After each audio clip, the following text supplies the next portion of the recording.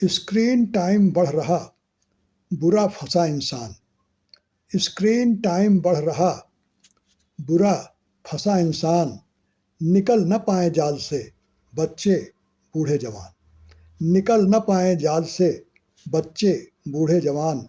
Screen time बढ़ रहा, बुरा फंसा इंसान। साथियों, इस समय बढ़ता स्क्रीन टाइम बैताल की तरह इंसानों के पीछे पड़ा हुआ है, हाथ धोकर। क्या बच्चे, किशोर, जवान, प्रौढ़, बुजुर्ग, सब के सब बढ़ते स्क्रीन टाइम की चपेट में आ गए। कोई बचा नहीं है। बच्चों का हाल तो और ज़्यादा बुरा है, क्योंकि ये जेन अल्फ़ा और जेन बीटा जो पीढ़ी है वो सबसे ज़्यादा टेक्सीवी।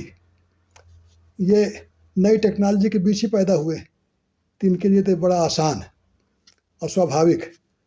स्कूल गए तो वहाँ पे स्मार्ट बोर्ड है।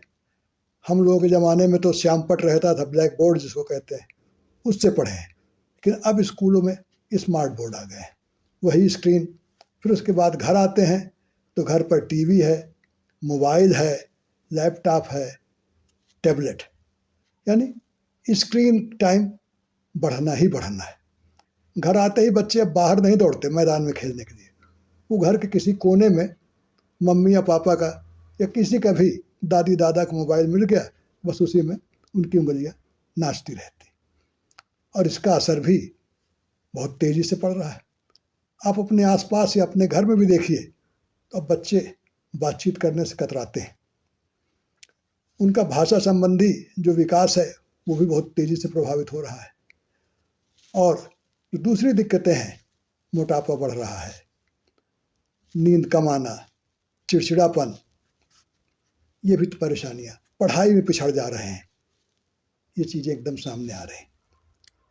और अब तो हालत ये है कि शिशु, उनके हाथ में भी मोबाइल रहता है। अगर मोबाइल उनके हाथ से लीजिए तो रोने लगते हैं। पड़े हैं पालना में, लेकिन मोबाइल हाथ में है। अध्ययन बताते हैं कि 5 साल से छोटे बच्चों का स्क्रीन टाइम 2 घंटे से ज़्यादा हो गया है। ये आलम है और उसका असर पड़ना ही पड़ना है। सामाजिक कौशल की उनमें कमी आ रही है। संज्ञानात्मक जो स्किल है उसको, कॉग्निटिव स्किल्स, उसमें कमी आ रही है। और इसके साथ साथ अगर युवाओं की बात करें तो उनमें भी बढ़ते स्क्रीन टाइम की वजह से आप देखिएगा एंजाइटी, डिप्रेशन, ये मिलेंगे। और जो शारीरिक दिक्कतें हैं उसमें भी बाहर जाना कठिन है उनके लिए भी। और वो भी बचते हैं लोगों से बातचीत करने में, सामाजिक मेल जोल से बचते हैं।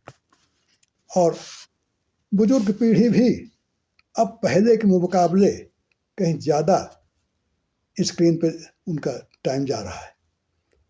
धार्मिक चैनल तो हैं ही, अब तो तमाम बाबाओं के भी रील्स खूब आते हैं और बैठ के वो रील्स देखते रहते हैं। उनका भी यही हाल है।